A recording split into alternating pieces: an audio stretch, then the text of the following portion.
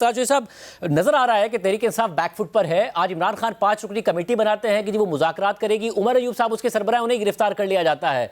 बहुत सारे मुकदमात इमरान खान साहब के खिलाफ हो रहे हैं। तो क्या अब हुकूमत भी नहीं चाह रही है कि किसी भी तरीके से मुज़ाकरात हो, या इदारे नहीं चाह रहे कि मुज़ाकरात हो, इसलिए हुकूमत भी नहीं चाह रही?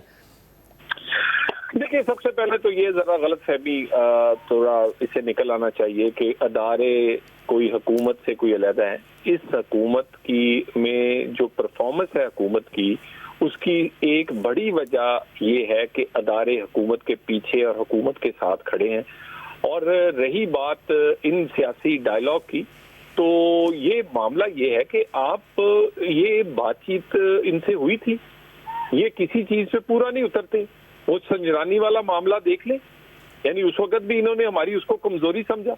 इन्होंने समझा कि ये इस वक्त कमजोर है। मुज़ाकरात की बात जब भी इनसे करें तो ये समझते हैं कि ये एक कमजोरी दिखा रहे हैं।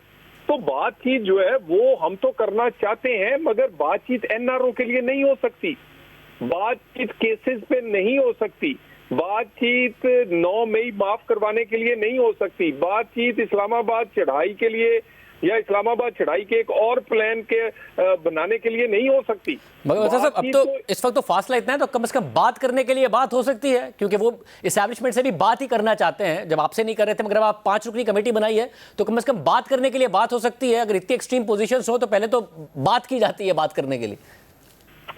देखिए, जो फोरम्स हैं बहुत सारे, उसमें पीटीआई की नुमाइंदगी मौजूद है। आप ये जुडिशल कमीशन देख लें, उनमें ये बैठ रहे हैं। आप पार्लियामेंट की कमेटियां देख लें, पार्लियामेंट के अंदर देख लें। उसके बाद आप अपेक्स कमेटी का इजलास हुआ या कोई भी कौमी मुफाद की जो बड़ी मीटिंग्स है, उसमें सीएम केपीके मौजूद होते हैं, उनकी राय मौजूद होती है, उनकी प्रेजेंस मौजूद होती है। लेकिन मसला ये है कि ये अपना काम करने की बजाय ये सारी जमात बानी पीटीआई को एनआरओ दिलाने के लिए, या बानी पीटीआई ने यरगमाल कर रखी है।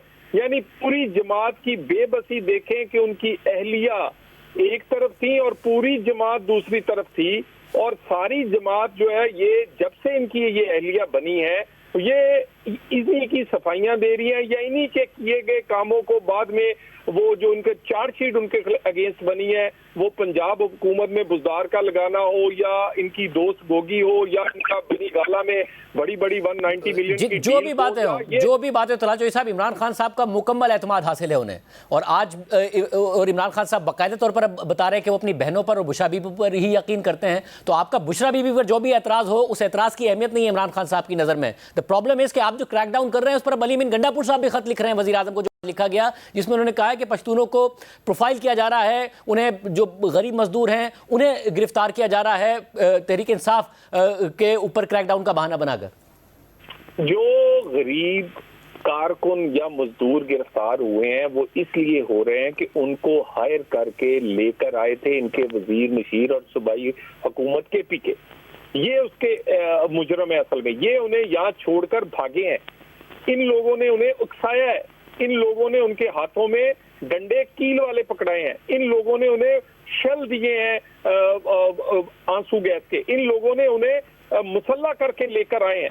तो मामला ये है कि ये पहले इन्होंने नैरेटिव बनाने की कोशिश की लाशों का, उस पे ये पिटे। अब ये नैरेटिव बना रहे पश्तूनों का और के पठान का। पठान हमारा भाई है। पठान तो बहुत ज्यादा अफसरान इस्लामाबाद की उस फोर्स में थे जिनको ये डंडे मार रहे थे, पथराव कर रहे थे, आंसू गैस से फेंक रहे थे और जिन्हें गोलियां मार रहे थे। नहीं, मगर तरा साहब, जब पुलिस को फ्री हैंड मिलता है, अब शाह साहब के साथ भी ये मसला उठा रहे थे, तो फिर वो करती है एक्सेसेस। ऐसा ना हो ना कि ऐसा हो रहा हो, तो इस बात में कोई हर्ज नहीं है कि नीचे पैगाम पहुंचाया जाए पुलिस को कि जी देखकर आपने करना है, कौन है जिन्होंने कानून तोड़ा, कौन है जो अपना काम कर रहे हैं, मजदूरी कर रहे हैं। सिर्फ अगर वो पीटीआई का हमदर्द है और उसने कोई कानून नहीं तोड़ा, तो इस बात पर तो नहीं उनके खिलाफ क्रैकडाउन किया जा सकता। देखिए मेरी बात, सबसे पहले तो कानून तोड़ा गया है कि जब पहले वफाकी हुकूमत ने अनाउंस किया, उसके बाद इस्लामाबाद हाई कोर्ट का एक फैसला आया, फिर उसके बाद ये पता था कि ये एहतजाज जो है ये किसी सूरत भी उन कवानीन को या आइन के दायरे में नहीं है। इनको फिर हमने आइन के दायरे में लाने के लिए इनसे बातचीत की, संजरानी पर मनवाया कि ये आइन के दायरे में रह के एहतजाज करें। उसके बावजूद इस्लामाबाद के रेड जोन तक आना क्या कानून तोड़ना नहीं? इस्लामाबाद जो वो शहीद हुए हैं वहां पर जिनको रौंदा गया है गाड़ी से, क्या जो आंसू गैस के शेल चलाते रहे, जब पथराव करते रहे या वहां बगावत जैसे ऐलान करते रहे? बात ये है कि इस सब के मुजरम ये खुद हैं और इनको सामने ये इतने बुज़दिल हैं, उनको पहले छोड़कर भागे, अब उनके मुकदमात में भी उनको कहते हैं कि इनको पकड़ लें, खुद पीछे। यानी ये कैसी गोलियां थी जो किसी एमएनए को नहीं लगी। अब ये आज जो फॉर्मेशन कमांडर्स की कॉन्फ्रेंस के बाद एक सख्त एलामिया आया है, उसके बाद यही तस्वुर किया जाए कि तहरीक इंसाफ पर मज़ीद सख्त वक्त आएगा, हुकूमत देखेगी और उसमें हिस्सा भी डालेगी क्योंकि वो पॉलिटिकल अपोजिशन है, तो होता रहे। देखिए मेरी बात सुने, जो मैं आपको पहले कह चुका हूं और मैं दोबारा आपको, मैंने एक दफा पहले कहा था कि अमेंडमेंट्स आएंगी।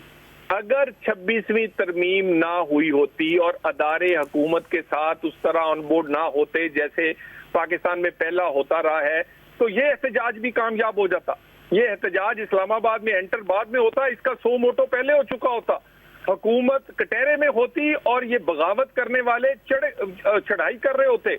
तो बात यह है कि अदारे इस वक्त चाह रहे कि पाकिस्तान में जो पॉलिटिकल स्टेबिलिटी है, जिससे इकोनॉमिक स्टेबिलिटी आ रही है, जिससे स्टॉक एक्सचेंज बेहतर हो रही है, रुपया तकड़ा हो रहा है, महंगाई कम हुई है, 5% तक गई है, ये पॉलिटिकल स्टेबिलिटी को लूज नहीं किया जा सकता। आप स्टेबिलिटी के चक्कर में पूरा आईटी सेक्टर अनस्टेबल कर दिया आपने। 99% कंपनियां कह रही हैं कि वो शिकायत कर रही हैं। अब जो कायमा कमेटी के इजलास हो रहा है, इसमें खुद नून लीग के सेनेटर सवाल उठा रहे हैं कि ये हो क्या रहा है, इंटरनेट की सुस्तरवी का आप भी शिकार होंगे सर। तो ये पॉलिटिकल स्टेबिलिटी के लिए एक पूरा सेक्टर आप अनस्टेबल कर रहे हैं, जिसके लिए बड़ी तवक्कात थी कि वो बहुत बड़ा एक्सपोर्ट्स में कंट्रीब्यूट करेगा और कर भी रहा है, इजाफा हुआ भी है। देखिए जहां पर कमी कुताही है उसको ठीक करने को तैयार है, लेकिन आप ये तस्लीम करें कि इसी इंटरनेट को डिस्टेबलाइज करने के लिए इस्तेमाल किया जाता है, इसी को दहशतगर्द यूज करते हैं, इसी से दहशतगर्द यही वेबसाइटें इस्तेमाल करके जो अपने हमले प्लान करते हैं। तो है हाँ, इदारों का काम है उन्हें पकड़ने का, ना कि सारे मुल्क के लिए इंटरनेट स्लो कर देना का कि अवाम ही सारे के सारे परेशान हो जाएं। मैं अपना शाहजेब साहब बिल्कुल आपकी बात को कह रहा हूं कि इसको हमें ठीक करने की जरूरत है, ठीक करेंगे। हाँ, जो कमी कुताही हुई है वो नहीं होनी चाहिए थी, ठीक करेंगे इसको। और मुज़ाकरात अब कतई तौर पर नहीं करेंगे। 5 रुकनी कमेटी बनाई, चले उमर अयूब साहब गिरफ्तार हो गए, आप लोग नहीं है किसी मूड में अब तहरीक इंसाफ से मुज़ाकरात करने के? सर देखिए, सियासी रवैया अपनाए, सबसे पहले अपनी जिम्मेदारी केपीके की हुकूमत पूरी करे दहशतगर्दी के खिलाफ, लोगों की सेहत तालीम के लिए। उसके बाद सियासी रवैये के साथ इमरान खान ने जो यरगमाल बनाया हुआ है पूरी जमात को, और पूरी जमात पर वो प्रेफरेंस देते हैं बुशरा बीबी जैसी गैर सियासी औरत को, ये रवैया छोड़े।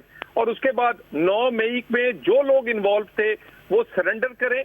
ये जो बगावत है, इस तरह की आइंदा बगावत ना करने का ऐलान फरमाएं और कहें कि वो कोई ऊपर से उतरे हुए नहीं है।